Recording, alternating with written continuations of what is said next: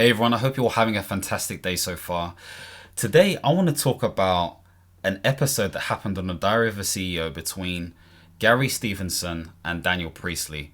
Now, these are both individuals who have come from, humble beginnings, so to speak, and they've been able to create a really successful life for themselves. So I've got my notes here as per usual just to support me in this. And I'm just going to read some stuff based on what I picked up in terms of their backgrounds and everything else. Now, just to note, I've come across both of these individuals in different guises. I've known Daniel Priestley for longer, since 2015, in terms of his Entrepreneur Revolution and the three other books that he's spoken to. I've also picked up on Gary Stevenson's work on YouTube. And yeah, they both post some really interesting points. And of course, very passionate about just helping people just transcend and move forward in the right direction, whatever right looks like for them. So we got Gavin Stevenson, born in Ilford, East London, to a poor family, excelled at maths and attended the London School of Economics, started as a trader at Citibank in June 2008 at the age of 21. So he experienced the whole crash and boom and crisis that happened globally. And I guess he was saying he was betting on that to a degree. And yeah, it says here he witnessed the 2008 financial crisis firsthand as a short-term interest rates trader, and he made Citibank 35 million in 2011 as their most profitable trader globally. So very intelligent individual, has been in the game, understands how this thing works, and obviously this is not said verbatim, so to speak, but he's hedging on this stuff working or failing, or the system going down a certain route or line. So he has a certain type of insight that many individuals don't necessarily have. And then you have Daniel Priestley, who grew up in Australia in a low-income family and came to the UK, I think in his late teens or early 20s. The area he grew up in had 24% unemployment with limited job opportunities that stemmed from him. He started work at the age of 14 in various jobs like McDonald's and Pizza Hut, discovered entrepreneurship through books and also through a mentor that he basically shadowed. I say shadowed, but he worked for, should we say, and he learned a lot of his skills there.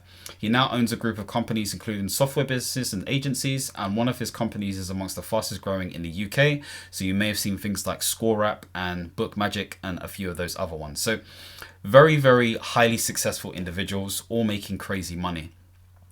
Now let's look at the two different viewpoints.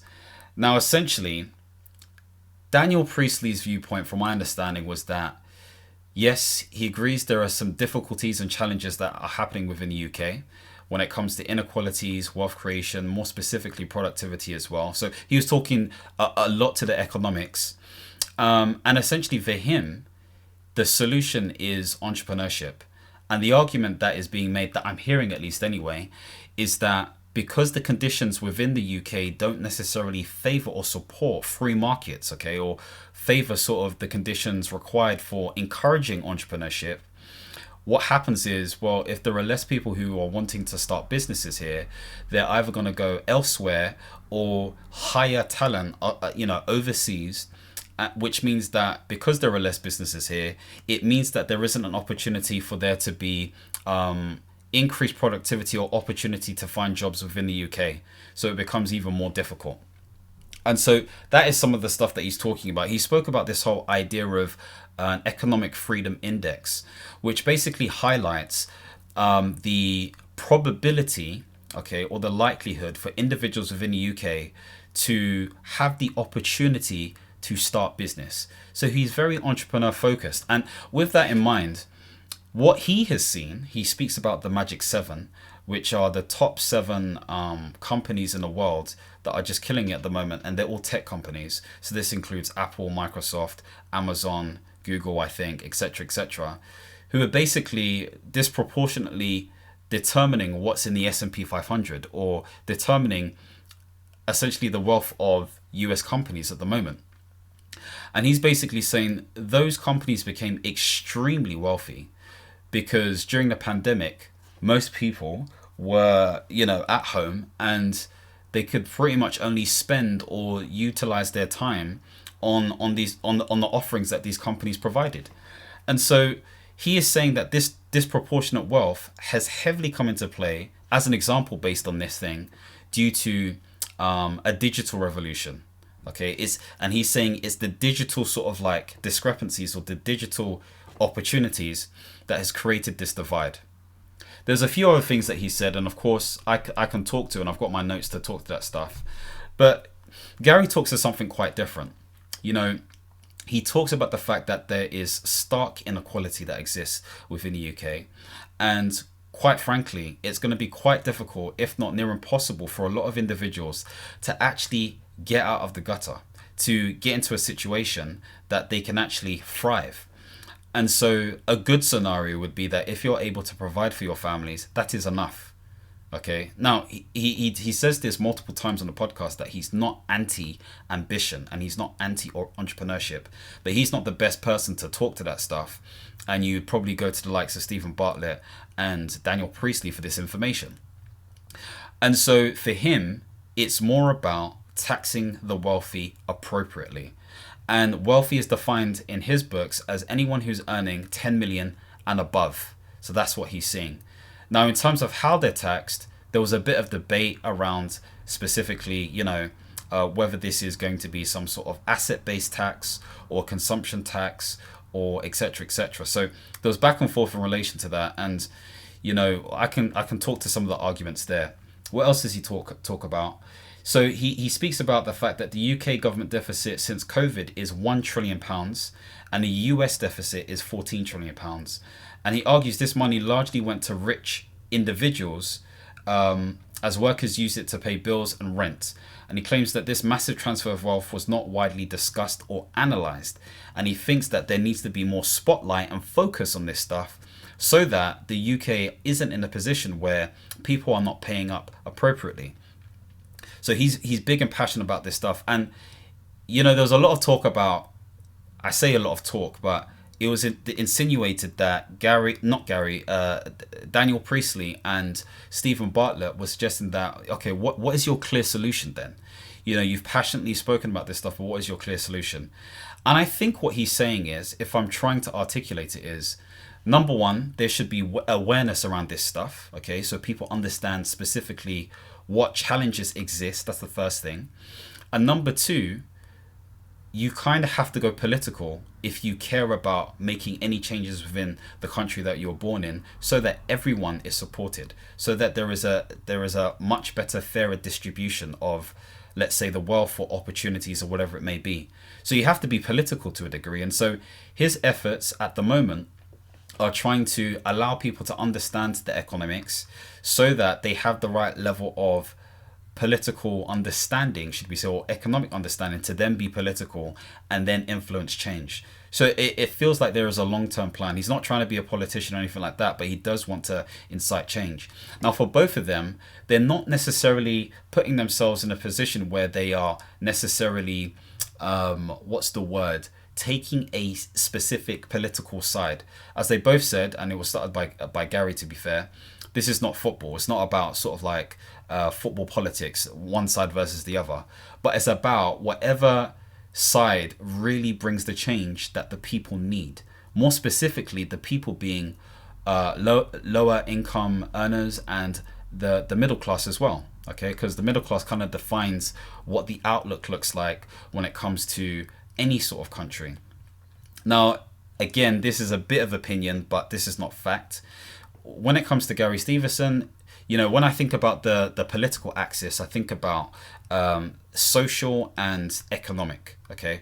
By the way, I'm not an economist. I'm not an expert. This is just me being very interested in this stuff, and me and some of my other friends geeking over this stuff and just having conversation about it. I think this is needed, and we all agree that this sort of stuff needs to be spoken about the way it's spoken about in things like the House of Commons and all of this kind of jazz, as opposed to just the boring rhetoric and back and forth that we see that doesn't necessarily feel like it incites any sort of change. But of course, that is subjective. That's an opinion. That isn't always the case. It's exciting to see. So well done to you, Stephen Bartlett, for putting this on. But anyway, if we're thinking about the political axis, there is the social element and there's the economic element. And so, from a social standpoint, it feels like he leans towards the social liberal standpoint. But again, I know no labels, all of that kind of stuff there. And again, for Daniel Priestley, it feels like he leans towards the the conservative economic. Notice I didn't speak about the social for Daniel Priestley or the economic for Gary Stevenson. And I'm not sure where they sit on that axis, but is it that important? Maybe not necessarily. Now, it was interesting because Gary Stevenson didn't necessarily agree with what Daniel Priestley was saying in terms of entrepreneurship being the answer. Because in his mind, it's almost like, well, how can it be the answer? Really and truly, you're only going to get a small proportion of people who successfully do that. And that's not necessarily going to incite change. But Daniel Priestley is like, no, it will incite change, because the evidence shows that when you have lower regulations and restrictions, then there are more open free markets within a sort of country or nation society, then you're more likely going to get this feeling of, I can be an entrepreneur. And the States is an example of that, and other countries are an example of that, etc., etc. Now, Daniel Priestley did sort of like highlight that it's interesting that, obviously Gary is saying all this stuff, yet he's on YouTube with close to 900,000 subscribers, making money from that, and him being a millionaire. So it was almost like there were these slight little references here and there. And I think overall, at the base, they kind of want to achieve the same thing, but their approaches are very, very, very different. I want to see if there's anything else that I can highlight in terms of what was discussed. So if we look at some of the points. So again, I've got here, Daniel Priestley emphasized the importance of economic freedom and low government intervention. So essentially what he was saying there is that the UK's budget has 45% of it spent towards the state and the government. And that is apparently a really poor and terrible way to spend your money, because it just means your money's tied down as opposed to being free to create the innovation required in order to make the country more productive. What I did find interesting about Daniel Priestley's approach was that he said something I think is kind of aligned to what some of us have been thinking before, and that is you kind of have to align yourself to the opportunities where the market trend is going. And we hear this all the time. It's going towards AI, it's going towards tech, it's going towards all these different things. But then Gary Stevenson makes a great point. Like, if somebody wants to get into the arts or whatever it may be, can they do those things? And of course, Stephen Bartlett and Daniel Priestley chipped in, and obviously they had an approach in terms of like thinking about, okay, yes, they can do the arts, but they have to think about it like this, that, X, Y, and Z. It's hard to say, like, who like, it's almost like, what side are you on? And before I even get to that, let me go through some of the points a bit more. So spoken about that stuff, I guess the cons with Daniel Priestley was that there was an over optimism in terms of entrepreneurship being the answer. And the only reason I say that is, and maybe he has the stats on this because he can pick up stats just like that, which is very impressive. I guess it's like, at what rate does entrepreneurship in a free market or a government that is conducive to encouraging entrepreneurship affect productivity or affect change? That's the first thing. So that's economic productivity. But also, how does that affect inequality? So those are two different things. Because you can still be a very highly productive society, nation, whatever it may be, but there could be a high disproportion of that productivity being placed within technology and or certain types of peoples, which ignores the disparities that exist within social inequalities and disparities that exist. A great report, and I might talk about this one time when I get the opportunity to just break down all the information, is the Marmot report. So Marmot is I think he's a professor or doctor that does a report every 4 years or so. So there was one in 2020, I believe. I need to check if there's a recent one. And he really breaks down what disparity actually looks like from a socio-economic standpoint within the UK. Demographics wise, and all of those different things, in order for one to truly understand what it does look like. And it's astounding that he does this every so often. So definitely check out the Marmot report. That's MARMOT. So it doesn't really talk to the inequalities part. That's in relation to a con when it comes to Daniel Priestley. But in terms of Gary Stevenson, let's think of some pros. So we spoke about the fact that he's passionate about addressing some urgent action. He also talks to the fact that the economic system is low-key rigged and really and truly is favoring the wealthy elite, i.e. those who are making 10 million and above. And it's interesting. Is that 10 million above categorized into a class sort of category?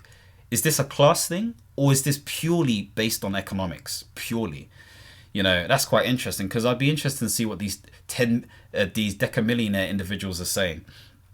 He also emphasized the importance of protecting the middle class and ensuring that they have access to good jobs, good education, and healthcare, which is key. Like, it can't just be about entrepreneurship. It has to be also about, good jobs that people can do and feel productive and feel like they have the right level of well-being, contributing not just to society, but to their bigger goals and their bigger dreams and everything else. There is this balance and mix between this idea of what was deemed as individualism versus, would you argue, socialism or communism? Or is that too extreme? Who knows?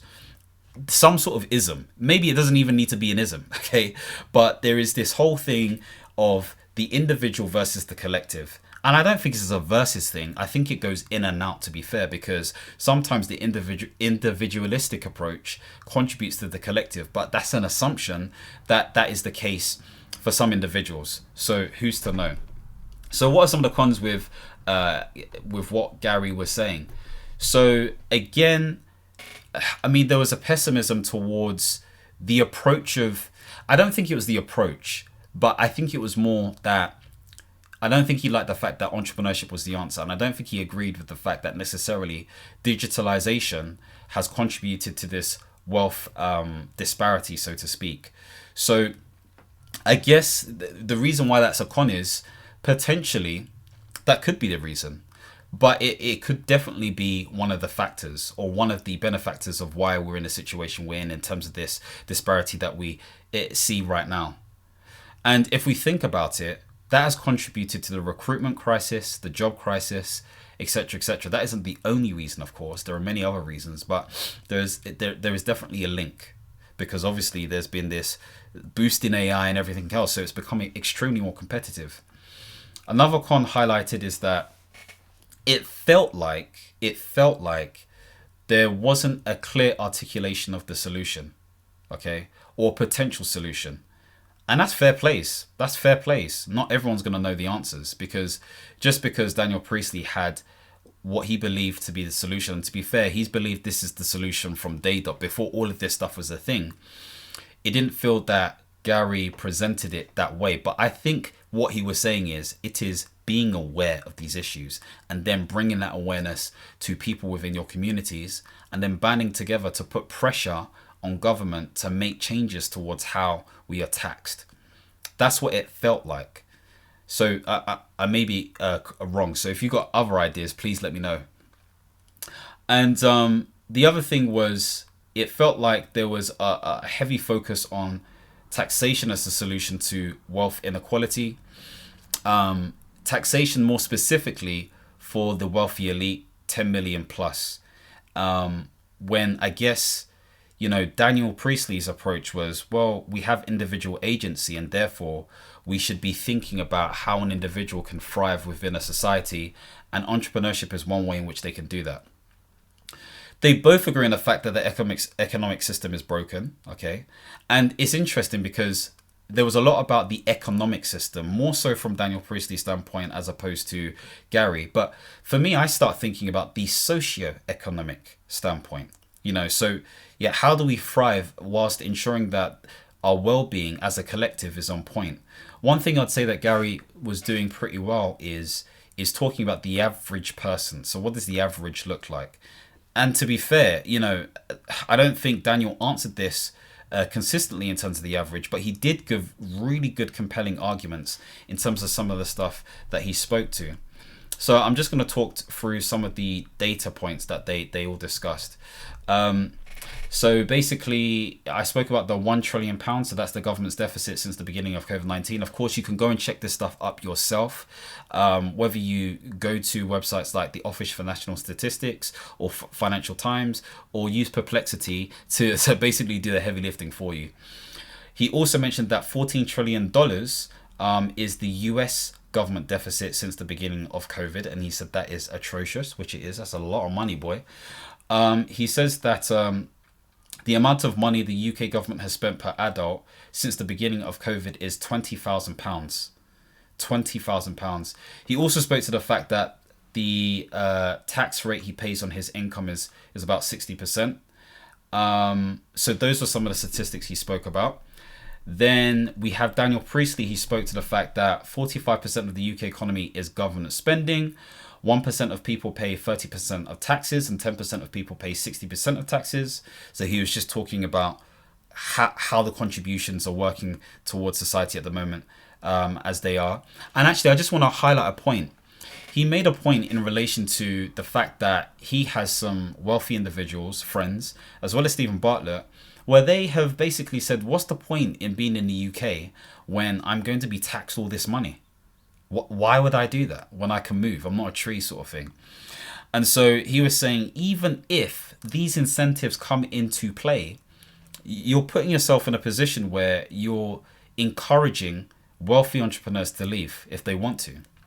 And he actually gave a scenario where he talked to the fact that actually what he would do is he would create a head office elsewhere. He has a remote business.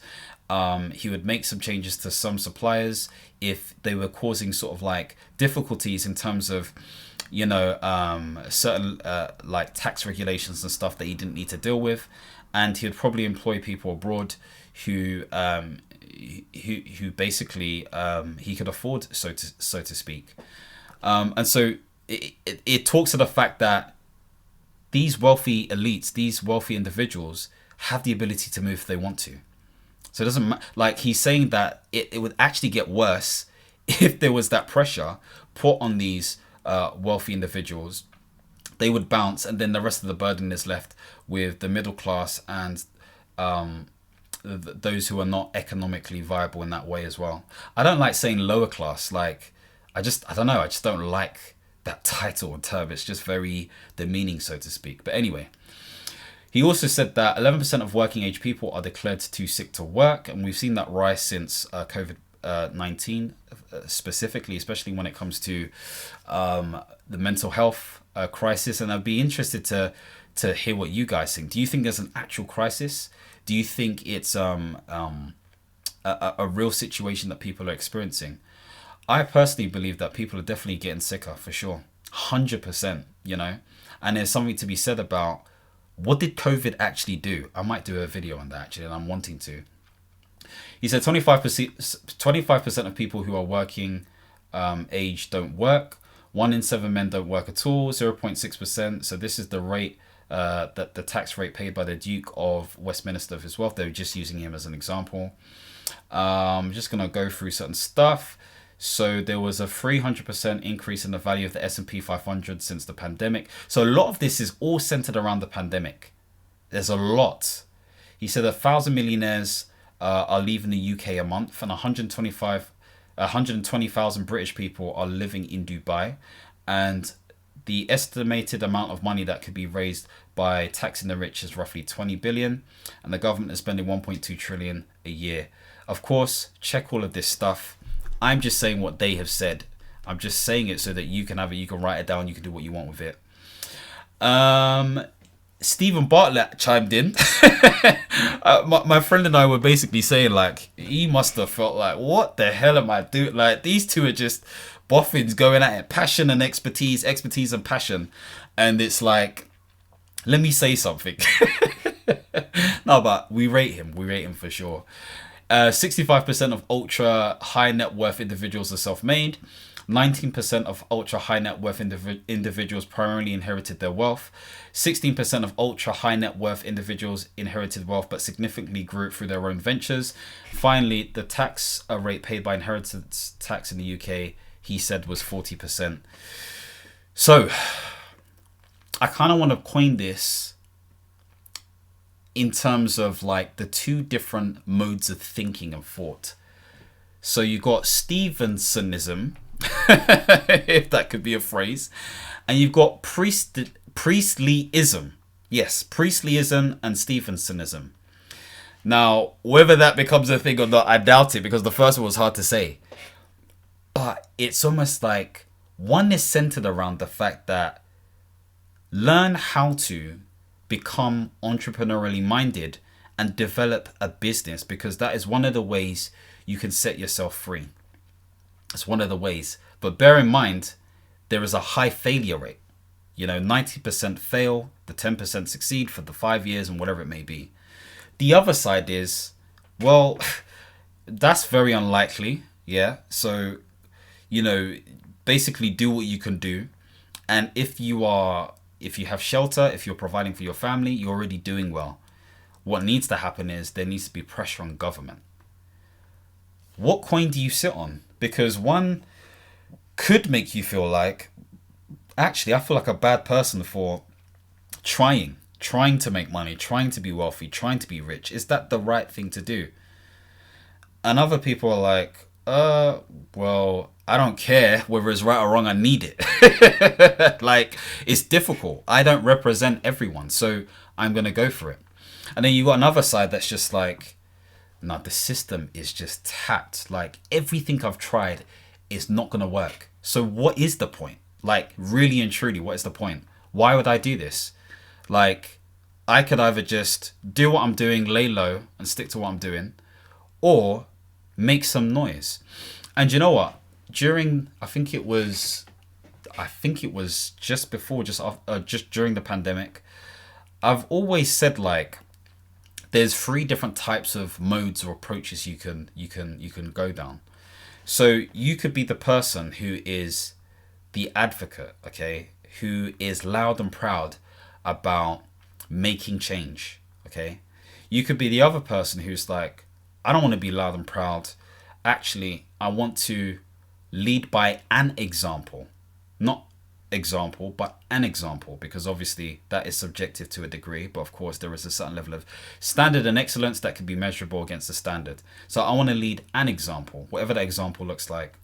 And then you've got another person who is in the middle and just kind of like, they either bury their head in the sand or just doing what they're doing. You kind of need all of them to a degree. You kind of need those polar opposites, because the person leading an example may inspire you to take the action that is required. Same as the person who is loud and proud of being an advocate. They may inspire you to basically be in the places that need to be, you need to be, and create the awareness that needs to be created. So wherever you sit, ideally you would like to suggest that, or think that, it all contributes to one main thing. Where am I going with this? I'm basically saying you need to assess the situation for yourself, get learned in it. You're not necessarily going to have all the information or ducks in a row and all that kind of stuff there, and you don't necessarily need to, but you are living life the way you are living life, and you know your own experience. And so you need to think to yourself, are you on the Gary Stevenson flex, or are you on the Daniel Priestley flex, or is there another flex? For me personally, they kind of all lead to similar things. They may not be exactly the same, but they lead to similar things. You just need to see what makes sense for you as an individual. I feel like I'm missing something, but I really enjoyed the conversation. I think politicians and lobbyists and other individuals need to watch this stuff. And actually, I think I heard Stephen Bartlett saying he had a few politicians calling him about it or something like that. So I was thinking, yeah, you got them like that now, Steve. But the point being made is we need to hear more of this stuff. We need to hear more of this stuff because it empowers us with the information, or at least seeking the information, so that we can make a decision for ourselves. We're more informed, so that when the next 4 years come by, or whatever it may be, we will be reading the manifestos and understanding it and internalizing exactly what we want. You know, are you somebody who wants something that is less regulated, more free markets, less quangos, less heavy sort of government? Or are you someone who's like, that's not really going to make a difference? Tax the wealthy, man. That's going to really help our state of play, whether that is the economics, socioeconomics, or the inequality that exists within the UK. But it's for you to decide. I consistently speak of the consultant mindset. The reason I talk about the consultant mindset as opposed to just consulting is because it enables you to think strategically and help you solve problems based on problem solving, obviously, and frameworks or methodologies that you might utilize or use.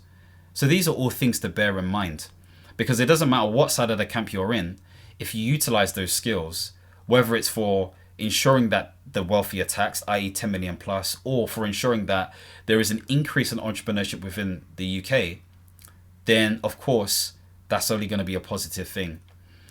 Digital is a thing. Digital is a thing. And it does frustrate me, but it's enlightening at the same time that there is heavy talk on IT, AI, digital, finance, fintech, this, that, and it feels like everything else is irrelevant.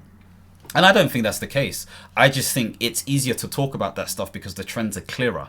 But of course, where there are pockets of niches, then these other things become even more important.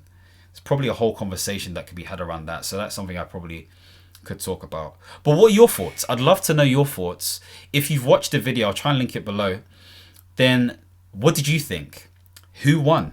Did anyone win? Are we going to say, oh, they're saying the same thing? Or was there a clear winner? I'd love to know your thoughts below. Of course, if you want to see more videos centered around this sort of stuff, portfolio careers and all that kind of jazz there, don't forget to subscribe and hit the notification bell. And as always, my friends, understand, reach and expand. Peace.